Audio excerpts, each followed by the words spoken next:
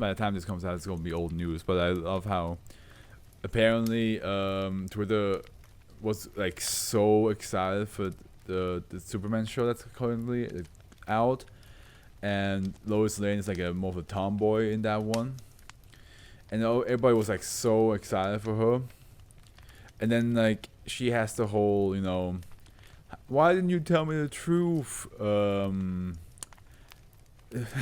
thing trope happening, which it really depends on like I think sometimes it can work, sometimes it can't work. Yeah, but like now people are all angry. They're like, oh, we were rooting for you, Lois, and now you're saying this. Now we don't like you as much anymore because you went through that. You're doing that stuff that we don't like. I'm like, so like it's just a small part in an episode. She's gonna get over it. She has a right to feel whatever she feels by Superman like not telling her the truth. Or I mean, at the end, a superhero not telling the truth, who they are, it makes sense. But somebody getting mad at them for not telling the truth also makes sense. It's not the most fun thing to watch, but yeah, it can make sense depending on the person. I think that one girl from Invincible, I forgot her name, the one that the Mark was dating. I don't think she made sense because she knew, and she, in their world is very brutal when it comes to superhero stuff. So I feel like they especially in a world where like superheroes are like the norm. So the idea of not telling the secret identity makes more sense. Like should make sense to like regular civilians. Okay, I've been on a rant. Let's go to route map. Okay, let's go. Let's do it. Route map. Another site 77 SCP. And this one's going to come down later down the line, eventually. I did lab 3, yes. Safe. SCP-1572 is to be held in a standard containment chamber located within Site 77. No personnel are to come into direct eye contact with SCP-1572. Well, SCP-1572 and 1571 are in the same facility. No personnel to come into direct eye contact with SCP-1572, and any subjects found to have viewed it are to be quarantined until SCP-1572 ceases to affect them. Testing of SCP-1572's different routes is currently ongoing. All testing has been discontinued due to the continued loss of D-Class personnel. Shit, okay, don't do it. Stay away from it.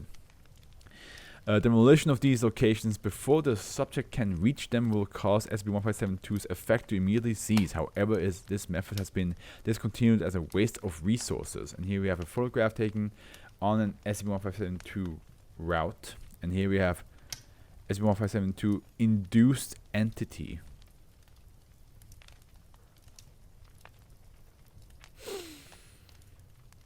Okay then.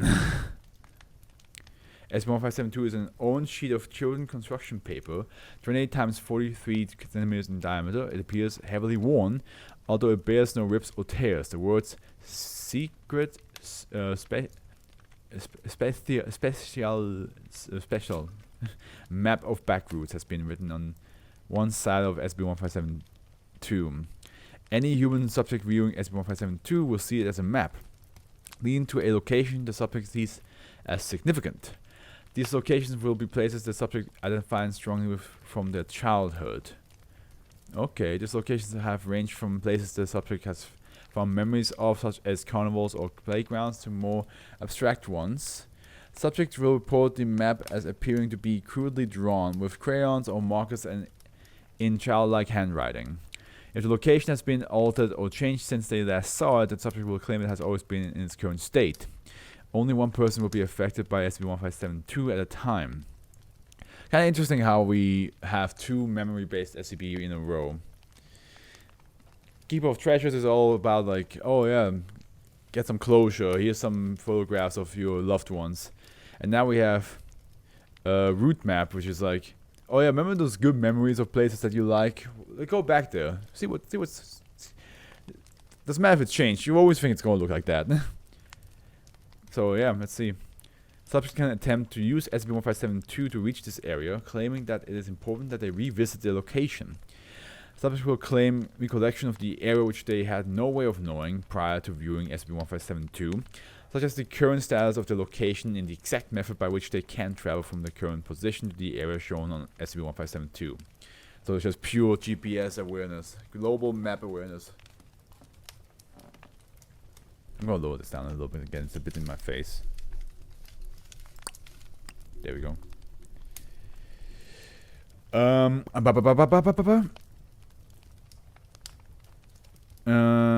Subjects can be persuaded out of attempting this, and SCP-1572 will cease to affect them if they are removed from it for more than 46 hours. As the subject moves closer to the area, they will begin hearing a voice they claim originates from SCP-1572, saying that the subject has reached the location before the sun sets, or else they may remember. Remember what? Remember what? Why are you trying to make this so ominous sounding?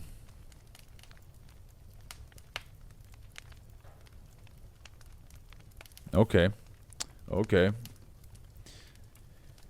After the day has passed, subjects will claim to see entities observing them from a distance, which subjects will describe as being related to the area they attempt to reach. As the subjects get closer to the destination, these creatures will be visible as incorporeal objects. All manifestations created by SCP-1572 have been incorporeal, but visible to anyone capable of viewing the subject. These persons may also be able to photograph and videotape SCP-1572 entities. I never liked the idea of something just showing up out of nowhere. You know what I mean? Like, it's just a bit much. But at the end, like, if you're using this SCP, you're not gonna see it as something creepy. You just think like, oh, this is normal. Manifestations created by SCP-1572 exposure will follow the subject until they reach the destination.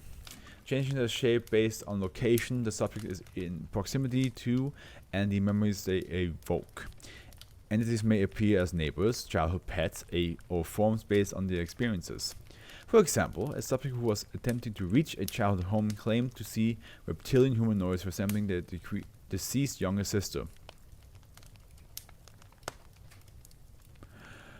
The subject's sister had died at the age of 4 after being bitten by a snake. Entities may also take on abstract forms which have meaning only to the subject. Testing has shown these forms are not intelligent, changing really purely based on the memories and reactions of the subject. Yeah, okay. Man, like, combine this SCP with the SCP we just read before, and the subject will go through some, like, whiplash of emotion. Once reaching their destination, subject will begin to interact with the area as they did when they were children.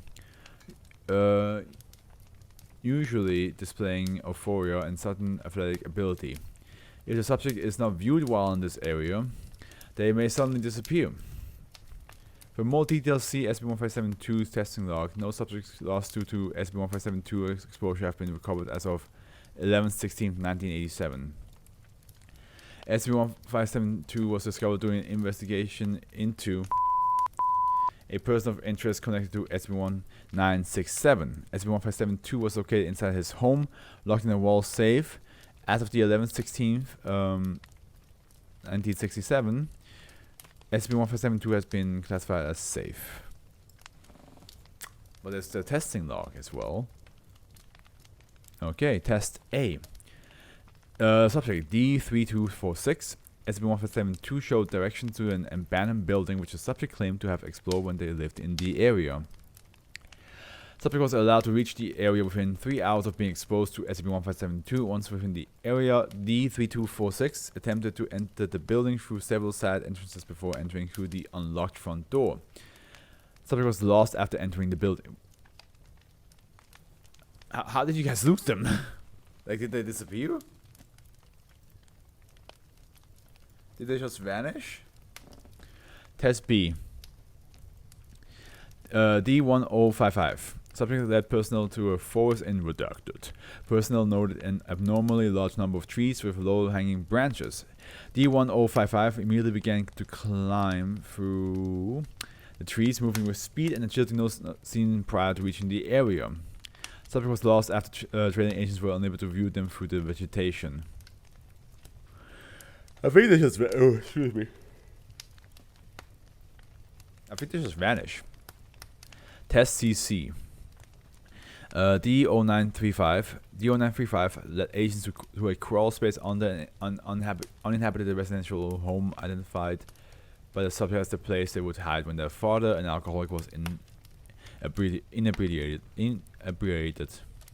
Subject immediately began crawling into the space, and once they were released by agents, Agent Ekblad attempted to follow D0935 into the space. Agent Ekblad was equipped with video recording equipment.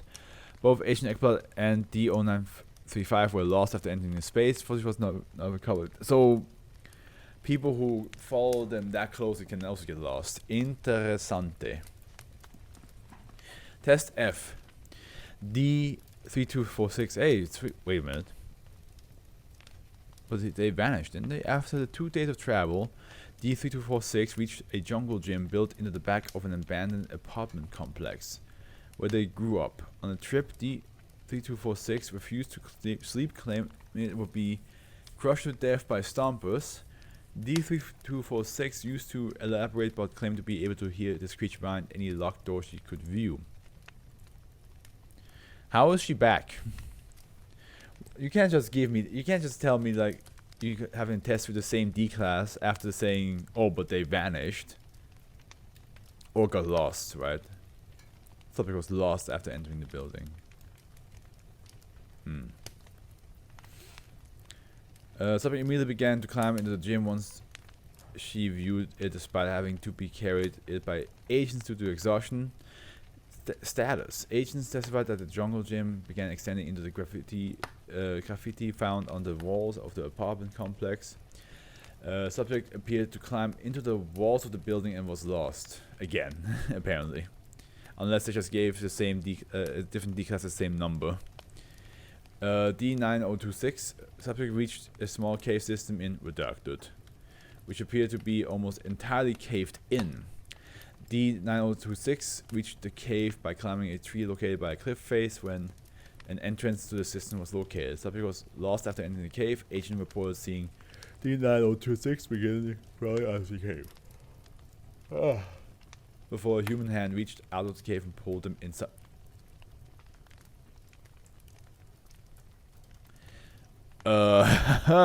Okay then. I did not expect a giant human hand to just... I did not expect that. I will be honest. I was like, oh, maybe they just vanish. I didn't expect them to get yanked.